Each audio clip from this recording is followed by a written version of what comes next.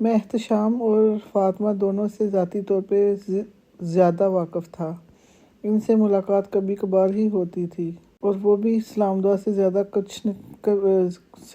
سے زیادہ نہیں بڑھی تھی۔ احتشام ویسے بھی مجھے تقریبات میں کم ہی نظر آتا تھا۔ جہاں تک فاطمہ کا تعلق تھا تو اس سے بھی میری شناسائی بہت محدود تھی۔ وہ ان دنوں یونیورسٹی میں پڑھا کرتی تھی، کو ایجوکیشن میں، اور یہ بات مجھے ویسے ہی ناپسند تھی۔ خاندان کی باقی لڑکیوں کی بھی تعلیم حاصل کر رہی تھی، لیکن کسی نے بھی یونیورسٹی تک جانے کی ہمت نہیں کی تھی، اور یہ ہمت اگر کسی نے کی تھی تو صرف فاطمہ نے، اور یقیناً چھوٹے چچا کی شے پہ۔ میں ان دونوں تعلیم یافتہ لڑکیوں کو زیادہ پسند نہیں کرتا تھا، خاص طور پہ کو ایجوکیشن میں پڑھنے والی لڑکیوں کو۔ آپ خود ہی بتائیں، آخر لڑکیوں کو تعلیم حاصل کرنے کی کیا ضرورت ہے؟ ٹھیک ہے، تھوڑا بہت پڑھ لیں جتنا ضروری ہے، لیکن لمبی چوڑی ڈگریوں کی انہیں کیا ضرورت ہے؟ کیا میں یہاں وہی جملہ دہراؤں گا کہ آخر کو تو انہیں ہانڈی چولہا ہی کرنا ہے؟ خیر، اگر وہ تعلیم حاصل کرنا چاہتی ہیں تو پھر کو ایجوکیشن میں پڑھنا خاصا نامناسب کام ہے۔ فاطمہ کا یونیورسٹی میں داخلہ لینا ہماری خاندانی روایت سے کھلم کھلا انحراف تھا، اور اس بات پہ میری امی اور ابو نے کافی اعتراضات بھی کیے تھے، مگر کچھ خاص فائدہ نہیں ہوا۔ چھوٹے چچا نے خاموشی سے ان کی باتیں سنی اور بس۔ بہرحال فاطمہ کے بارے میں میری رائے کچھ زیادہ اچھی نہیں تھی، اور یہی حال میرے گھر والوں کا تھا، خاص طور پہ امی کبھی کبھی اس کا ذکر اچھے لفظوں میں نہیں کرتی تھیں۔ زندگی میں کچھ واقعات بڑے عجیب ہوتے ہیں، اور وہ واقعات زندگی میں بہت اہم بھی ہوتے ہیں۔ اب پتہ نہیں وہ عجیب ہونے کی وجہ سے اہم ہوتے ہیں یا اہم ہونے کی وجہ سے عجیب ہوتے ہیں۔ محبت بھی ایک ایسا ہی عجیب واقعہ ہوتا ہے۔ اگرچہ میں تعلیمی میدان میں کچھ زیادہ نمایاں نہیں تھا، مگر اس ایک حامی کے علاوہ میرے اندر کوئی دوسری حامی نہیں پائی جاتی تھی۔ میں کسی بری صحبت کا شکار نہیں تھا۔ اگرچہ روپیہ خرچ کرنا پسند کرتا تھا، مگر بہرحال اس کو اندھا دھند نہیں لٹاتا تھا، خاص طور پہ فیکٹری سنبھالنے کے بعد۔ اب آپ کو یقین آئے یا نہ آئے، لیکن یہ صحیح ہے، مجھے کسی زمانے میں بھی لڑکیوں سے کوئی دلچسپی نہیں رہی۔ عشق و محبت تو بہت دور کی بات ہے۔ اس اعتبار سے آپ مجھے ایک اچھے کردار کا بندہ کہہ سکتے ہیں۔ اصل میں لڑکیوں کے بارے میں اس عدم دلچسپی کے بھی بہت سی وجوہات ہیں۔ مثلاً پہلی شاید یہ تھی کہ مجھے شروع ہی سے کچھ دوسری چیزوں کا جنون کی حد تک شوق رہا ہے، مثلاً سیر و تفریح، سپورٹس، شاپنگ، اور یا میرے صرف شوق ہی نہیں تھے، میرا جنون بھی تھا۔ جب آپ زندگی کی اس طرح کی سرگرمیوں میں گزار رہے ہوتے ہیں تو پھر کسی اور سرگرمی کا خیال ذرا مشکل ہی سے ذہن میں آتا ہے۔ جب ان سرگرمیوں سے فراغت نصیب ہوتی تو پھر والدین کو خوش کرنے کے لیے کتابیں اٹھائے پھرتا۔ میں نے آپ کو بتایا نا کہ انہوں نے شروع ہی سے مجھے بیرون ملک تعلیم دلوانے کا شوق رہا، اور اس شوق نے میری زندگی کو خاصا محدود کر دیا تھا۔ جب تعلیم سے فارغ ہوا تو پھر فیکٹری کی ذمہ داری کندھوں پہ آ گئی۔ اس میں تبدیلیاں لانے کا میرا شوق جنون بھی کم ہو گیا۔ ہمیشہ کے لیے نہ صحیح، مگر فیکٹری سنبھالتے ہوئے 2-3 سال بعد تک میں نے فیکٹری کے سوا اور کوئی مصروفیت نہیں پالی۔ فیکٹری ان دنوں میرے خواص پہ سوار تھی، اور ظاہر ہے اس طرح کی زندگی گزارنے والا بندہ عیش و محبت کے روگ کیسے پال سکتا ہے؟ ایک لمبے عرصے تک میں نے ان تمام لوگوں سے بچا رہا، مگر آخر کب تک؟ اس دن ابو نے مجھے کسی کام سے بڑے چچا کے پاس بھیجا۔ چچا اس وقت گھر میں نہیں تھے۔ چچی نے مجھے یہ کہہ کے بٹھا لیا کہ بس وہ آنے ہی والے ہیں، میں کچھ دیر انتظار کر لوں۔ میں نے کوشش کی کہ میں انتظار کرنے کے بجائے وہاں سے نکل آؤں، لیکن میری کوشش کامیاب نہیں ہوئی۔ چچی نے اتنا اصرار کیا کہ مجھے بیٹھنا ہی پڑا۔ وہ میرے لیے چائے کا انتظام کرنے کچن میں چلی گئیں۔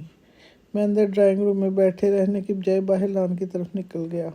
برآمدے میں کھڑے ہو کر میں دلان میں لگے ہوئے پودوں کو دیکھ رہا تھا، تبھی ان کے چھوٹے چچا کے گھر والے حصے سے نکلتے دیکھا۔ ایسا نہیں تھا کہ میں نے اسے پہلی بار دیکھا تھا۔ بچپن یہی ان لوگوں کے ساتھ کھیلتے ہوئے گزرا، اور اب بھی کبھی کبھار کسی تقریب میں اس پہ نظر پڑ ہی جاتی تھی، مگر پتہ نہیں اس دن وہ مجھے اتنی مختلف کیوں لگی۔ شاید اس کی وجہ وہ مختلف قسم کی باتیں اور تاثرات تھے جو میں نے اپنے گھر والوں سے اس کے بارے میں سنتا اور سوچتا رہا تھا۔ لاشعوری طور پہ میں اس کو دیکھتا رہا۔ پہلی بار مجھے اندازہ ہوا کہ وہ خاصی دراز قد، سیاہ قمیض اور سفید شلوار میں ملبوس، سفید دوپٹہ بے پرواہی سے گلے میں ڈالے ہوئے، کندھوں کے نیچے تک لٹکتے ہوئے، سیاہ چمکدار بالوں کو हेयर बैंड में लपेटते हुए वो मंजिल चचा के घर की तरफ जा रही थी। इसने अभी तक मुझे नहीं देखा था, पता नहीं क्यों, लेकिन मेरा दिल चाह रहा था कि इस वक्त मेरी तरफ मतवज्जो हो। बाज़ लम्हे कबूलियत के होते हैं, शायद वो लम्हा भी था। मंजिल चचा के बरामदे तक पहुँचते पहुँचते इसने एक सरसरी सी नज़र बड़े चचा के हिस्से पर डाली थी, फिर इसके कदम ठिठक गए थे। कुछ देर वो शायद ये फैसला करती रही कि मेरी तरफ आना चाहिए या नहीं, लेकिन फिर वो जैसे ही किसी फैसले पर पहुंच गई थी। मैंने इसे अपनी तरफ आते देखा, पता नहीं क्यों, लेकिन बेख्तियार मेरा दिल धड़का और उसकी धड़कन तेज हो गई। इसने गले में पड़ा हुआ दुपट्टा अब अपने कंधों पे फैला लिया था। अस्सलाम वालेकुम, कैसे हैं आप? वो बिल्कुल मेरे सामने आके रुक गई थी। मैं ठीक हूँ, आप कैसी हैं? मैंने अपने दिल की धड़कन को काबू करते हुए कहा। मैं भी बिल्कुल ठीक हूँ, अकेले आए हैं? इसने मुझसे पूछा। हाँ, अकेला ही आया हूँ, असल में अब्बू ने भेजा था बड़े चचा के पास एक काम के सिलसिले में। मैंने उसे बताया। बड़े चचा तो अभी शायद ऑफिस से वापस नहीं आए होंगे। हाँ, चची कह रही थी कि अभी थोड़ी देर में आ जाएंगे। मैं इसका इंतज़ार कर रहा हूँ, पता नहीं क्यों मेरा दिल चाह रहा था कि मैं इससे बातें करता रहूँ। ठीक है, आप इंतज़ार करें, मुझे ज़रा मंजिल चचा की तरफ काम है, इसने एक हल्की सी मुस्कुराहट से कहा और फिर वापस मुड़ने लगी। आप आए ना कभी हमारी तरफ। वो मेरी बात पे मुड़ते मुड़ते रुक गई थी। इसके चेहरे पे एकदम हैरानी देखी, फिर लम्हों में वो नॉर्मल हो गई। इसके चेहरे पे एक गहरी मुस्कुराहट नमूदार हुई थी। आपकी शादी हो रही है क्या? मैं इसकी बात पर गड़बड़ा गया। मतलब, असल में आप लोगों की तरफ से हमें सिर्फ किसी शादी पे ही बुलाया जाता है और अब आप घर में सिर्फ आप ही बचे हैं, तो मैंने सोचा शायद फौरी तौर पे मेरी समझ में नहीं आया इसकी बात का क्या जवाब दूँ। नहीं, ऐसी कोई बात नहीं, हमारे घर आने के लिए कम से कम आप लोगों को किसी तकरीब की ज़रूरत नहीं। जब आपका दिल चाहे आप आ जाएं। मैंने बिलाहर अपनी शर्मिंदगी पे काबू पा ही लिया था। चले ठीक है, अब आपने इनवाइट किया है तो ज़रूर आएंगे। मैंने एक बार फिर मुस्कुराते हुए उसे देखा, फिर वो मुड़कर मंजिल चचा के घर की तरफ चली गई और मैं इस वक्त तक उसे देखता रहा जब तक दरवाज़ा बंद करके मेरी नज़रों से ओझल नहीं हो गई। ज़रूरी नहीं होता कि अगर इंसान नज़रों से ओझल हो जाए तो जहन से भी ओझल हो जाए, जिस तरह इस दिन मेरे जहन से ओझल नहीं हो रही थी। पहली बार मैं किसी सनफ़े मुहालफ से मुतासर हुआ था और पहली ही बार मुझे ये एहसास भी हुआ था कि वो बहुत खूबसूरत थी। खूबसूरत की बहुत सी किस्में होती हैं। एक खूबसूरती वो होती है जो आपको बेख्तियार कुछ कहने पे मजबूर कर दे। एक खूबसूरती वो होती है जो किसी वक्त आपको मशहूर कर दे मगर बाद में आप उसे बयान कर सकें। मगर एक खूबसूरती वो होती है जो हमेशा आपको मशहूर ही किए रखती है।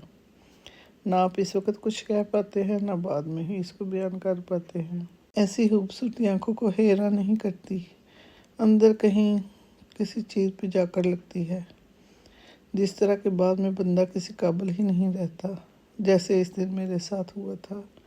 वो कहते हैं ना, असीर हुस्न था या था मुक़य्यद शहर। कोई तो बात थी ऐसी, कहीं गया ना गया। बहरहाल इस मुलाकात का नतीजा ये हुआ था कि चौथे ही दिन मैं बगैर किसी इरादी कोशिश के सबसे छोटे चचा के घर मौजूद था।